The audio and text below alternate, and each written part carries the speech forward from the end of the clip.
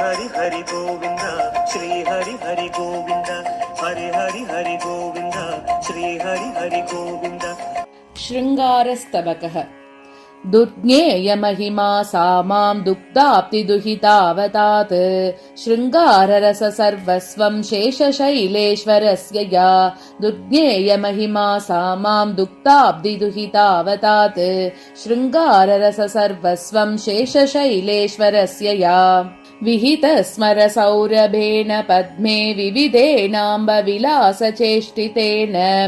अतिविस्मयमाददासि शौरेः अनुभूदापि चिरादपूर्ववत्वम् कमले तव हन्त वीक्षितानां कुटिलिं न कबलीकृतं सदापि पनिशैलपदेर्न जातु चेतः प्रतिगोपज्ञमुपैति विक्रिमाणम् विषमायुधास्त्रसुषुमावहैरहो तव लोकमातरवलोकविभ्रमैः भगवानहीन्द्र नगवासुपाश्नुते तरसा मनोज्ञतरसात्विकश्रियम् कलशाब्धिपुत्रि वलशासनादिभिः निगमैरनादिविगमैरपि स्तुतः चलहेतुकेषु कलहेषु केशवः सभियातवैकमभियाचते वचः स्तम्भतः स्वयमवाप सम्भवम् यः पुरा नरहरिर्हरिप्रिये शम्भराहितविलासडम्बरैः स्तम्भमम्ब जनयत्ययम् त्वयि आहारिनेत्रम् मम पश्यतो नया प्रसह्य चोरस्थलसत्रयेति किम् प्रतिक्रियायै हरते रतेषु ते हरिर्हठातम्बरमम्बरम् हसा अम्बत्वम् मध्यन्तमुदारतोरु चमत्कृतिम् दर्शयितुम् प्रियाय अभ्यर्थयित्रे वृषमात्मनोऽपि कुचेलमित्राय ददासि चेलम् बहिस्त्वालीवर्गस्तव नवरतौ देवि परिणी करग्राहोन्मीलत् वलयरवशुश्रूषुरुषितः प्रियस्पर्शानन्दोन्मिषित भवति हस्तनिभृतैः कलद्वानोपेतैः कनकवलयैर्वञ्चित इह हठात् क्रीडा युद्धे हरिसखि भवत्याः कचबरे गृहीते कान्तेन ग्रहलि हृदयः काममदयः मनोजन्मा मर्मा विदमतगलत् पुष्पकपटात् अवर्षद्बाणौकम् प्रसभमुपरिश्चान्मधुरिपोः आख्यया च महसा हरेः करस्पर्शनेन मृदितः पयोदरः देवि विक्षिपति ते स्रकुद्गलत् पुष्पमौक्तिकमयान् पयः कनान् सरबस परिरिप्सा सम्प्रमोचूनपीन स्तनशिथिलितबन्धा मञ्जुला कञ्चुलीते अतनु समरकेला अप्रयत्नात् प्रियेण धृतधरमपनीता दुग्धसिन्धोस्तनूजे हरति ददितमुच्चैर्हन्तचक्रावलेपम् दिशति जननिकेदम् मध्यदेशस्य चेति मदनयुधिकराभ्याम् मर्दितम् युग्ममेतत् कुचधरनिबृदोस्ते कुप्यते वाच्युतेन कठिनमुकणकक्षतानि शौरेः करयुगनित्यमर्दनानि चास्य भगवति सहमानयोः प्रकामम् तव कुचयोरुचितम् क्षमातरत्वम् पीतम् शीतकराद्रताङ्गमिथुनम् नित्यानुशक्त्याशया मातर्व्यातततावकस्तनजनिम् मानात् पुनश्चन्द्रमाः त्वत्प्राणेशनकात्मना कृतजनिस्तत्र प्रदत्ते क्षतम् वैरम् हन्त विरोधिनो किल मितो जन्मान्तरेऽप्यक्षतम् सन्त्यज्य सुन्दरि सुदर्शन पाञ्चजन्यादि एकेन कण्ठमिदरेण करद्वयेन सङ्गृह्णतस्तव कुचौ च मदम्ब शौरेः नो शङ्खचक्रधरता विरतारतेऽपि भावत्कमाचरति देवि हराव पूर्वम् पाणिग्रहम् विजनकेलिगृहम् प्रविश्य लाजायितम् विमृतितस्तनलोलहार व्याकीर्णमौक्तिकचयैर्ज्वलति स्मराग्नौ पञ्चायुधान्यपि विहाय तवाङ्गकेषु सञ्चारयन् स चतुरश्चतुरस्वहस्तान् कञ्चालये कथमहो मधुकैटभारिः पञ्चायुताजिमपि हर्षभरादकार्षीत् क्रीडारणे तव कृतापजयस्मरेण सन्त्याजितेष्वपि च शार्ङ्गमुखायुधेषु कल्याणिकं सदमनः कमले विचित्रम् उत्तुङ्गचापलतया ननु योजितोऽभूत्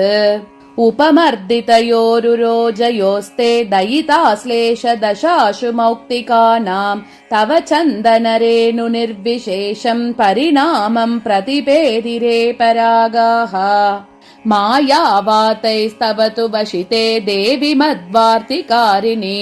अङ्गाभ्याम् वाम् विकटितमभूद्वैतमालिङ्गनेषु आभिर्मुक्तावलिभिरचिरादाश्रितम् निर्गुणत्वम् व्यक्ता चान्तःकरणहरणा तादृगानन्दपूर्तिः जलजायतने समस्तनाग प्रवर प्रौढ निबन्धनश्रमेण प्रियपाणिनियन्त्रणोचितायास्तव कण्ठादुदितास्तदा सुशब्दाः योगे पयोदितनये युवयोस्तदानीम् शम्पालजलदयोरिव सम्प्रवृत्ते उज्जृम्बिता तनुशुभाशुकवेगनीता व्यक्तम् श्रमाम्बुकणिकाम् अयवृश्चिरासीत् चलद्गुणेष्वत्र पयोदिजातेषु अद्रासमुक्तावलिषु प्रकम्पः रमे सदा राजकराप्तनाना हारेषु युक्तो तनुयुद्धकाले गाढम् श्लिष्यति माधवे सकुतुकम् क्रीडावणीम् त्वाम् तदा युक्तम् चम्पकगर्भ सौरभशुपैरस्पन्दि मन्दानिलैः राजीवोपरि पर्यपाति सहसा लोलैरलीनाम् कुलैः आसीदम्ब कदम्बकोलनिचयो यस्मादतो विस्मयः प्रसभमरुणबिम्बम् क्रस्तमासीदकस्मात्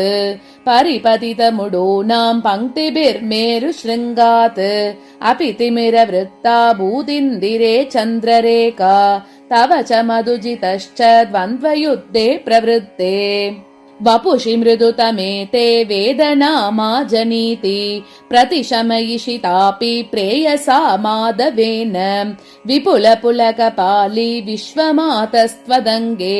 तव दृढपरिरम्भात् स्वैरमुन्मेमिषीति मधुमतन मनः प्रहर्ष हेतोः मनसि जयज्ञम् अनेकदा विदाय ध्रुवमवभृतमज्जनम् भवत्या जननि कृतिम् शुशिभिश्रमाम्बुपूरैः सायासायासुरत विरतौ कान्तबाहान्तराले विन्यस्यास्यम् तव भगवति स्वापसौख्यम् भजन्त्याः पालोत्पन्नश्रमजमिलश्चित्रकप्रसृतोऽस्मिन् श्रीवत्सोऽन्यः स भवति रमेयस्तु कस्तूरिबिन्दुः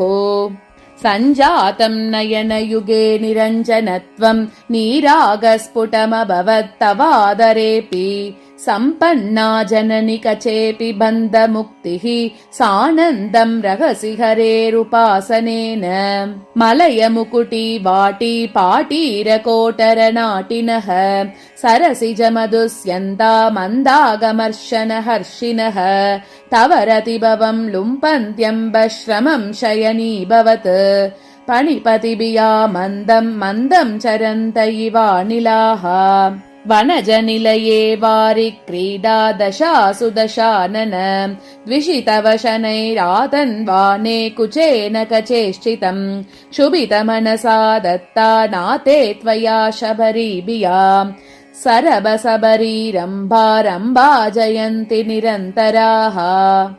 सरसिजवने संलीनाया सकौतुकमिन्दिरे सलिलविहृतौ शौरेर्लोलेक्षणस्य मुखस्य ते अलिकवलितालोल श्यामालकस्य सरोरुहात् अलिकवलिताश्चैव आलाड्यातपूर्णपिदाग्रहः युगपत हि महीभृत् उन्मिषन्तम् समन्ताद् ऋतुगणमपि कृत्स्नम् निर्विशन् निर्विशङ्गः सह विहरति लीला लाभवत्या भवत्या मम जननि मुकुन्दो मञ्जुबल्ली गृहेषु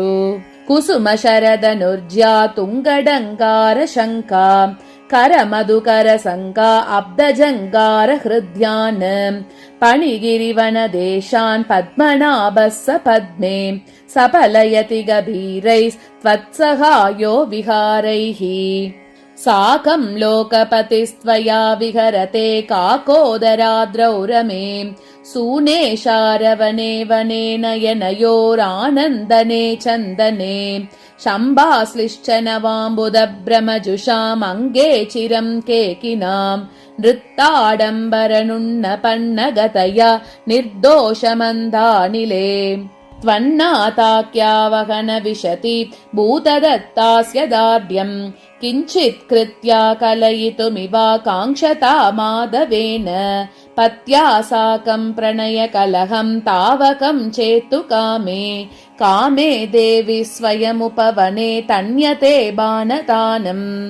कान्तोरन्तु मनास्त्वया सह रमे कामेन मुह्यन् हरिः श्यामां केलिवनीममं स्तरजनीं दूरीकृतार्कद्युतिम् सन्ध्यारागमगेषु पल्लवगणं तत्कोरकांस्तारकाणि अन्तः सन्तमसंलसन्मधुकर श्रेणीं च नानीयसीम्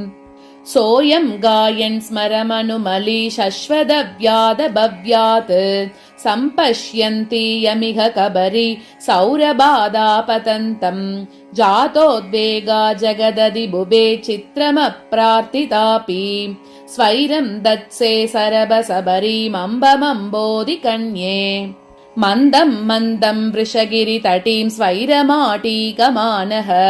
केलं केलं विमलहरिणा कानने काननेषु ग्राहं ग्राहं मृदुसुमनस कौतुकी कैटबारिः वारं वारं तव वितनुते देवि मूर्धाभिषेकम् रागेणोपर्यनिशमुषिदं पुष्पवत्या लतायाः प्रीत्या गृह्णन् कमपि कुतुकी पल्लवं पुल्लवक्त्रः सान्द्रामोदं चिकुरसुमनः सन्निधानेन नीत्वा शार्ङ्गी हन्तः श्रुतिशिरसिते स्थापयत् अब्धिकन्ये दत्ते मातस्तव किल मुखे पाणिना दुर्निवार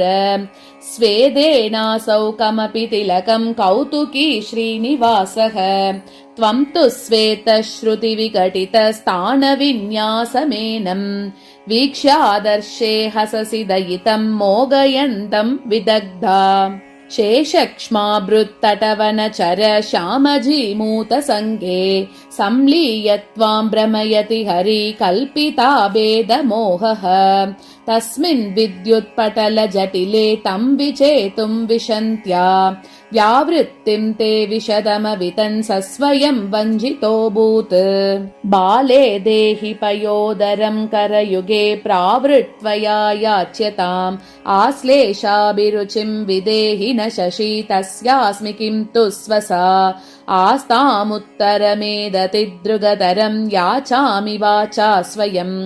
नास्त्यर्थोदरया चज्ञेति चटुभिः पद्मे दिनोषि प्रियम् पश्चादुपेत्य परिहासकृते कराभ्यां दृश्चीतवाम्ब विपुले स्थगयन् सशेषम् पाणिद्वयं मम न कृत्स्नबिदानकेलौ पर्याप्तमित्यहि करे पतिरेति लज्जाम् तव लोकमातरवलोकवागुरा मृगजालदृश्चियुगजाड्यकृद्गुणा ननु भाति चित्रमनुभावमाश्रिता हरिणापि तत्र हरिणायितं यतः स्मितचन्द्रिकया कयापि देवी स्मरसंवृत्तिपुषा सतोन्मिषन्त्या मधुसूदनमानसेन्दुकान्ते द्रवतां चन्द्रमसस्वसस्तनोषि तव स्तनं शैलगणं विनोदात् प्रसह्य गृह्णन् प्रभुरब्धिकन्ये पुरा मुरारिस्वकरोद्धृतस्य गोवर्धनस्य स्मृतवान् महाद्रेः वल्लीतमालमिव विद्युदिवाम्बुवाहं माहेन्द्रनीलभवनं मणिदीपिकेव इन्दोः कलेव गगनाङ्गणमिन्दिरे त्वम् आश्लिष्य शौरिमयसे महतीमभिज्ञाम् मदनतरुपल्लवानां मधुसूदनमानसालिकुसुमानां तत्कृततपः फलानां तव ललितानां जननिकः स्तोता मदनतरुपल्लवानां मधुसूदनमानसालिकुसुमानां तत्कृततपः फलानां तव ललितानां जननिकः स्तोता इति श्रीमद्वेङ्कटाद्वरिविरचिते श्रीलक्ष्मीसहस्रे शृङ्गारस्तबकः। हरि हरि हरि गोविन्द श्री हरि हरि गोविन्द हरि हरि हरि गोविन्द श्री हरि हरि गोविन्द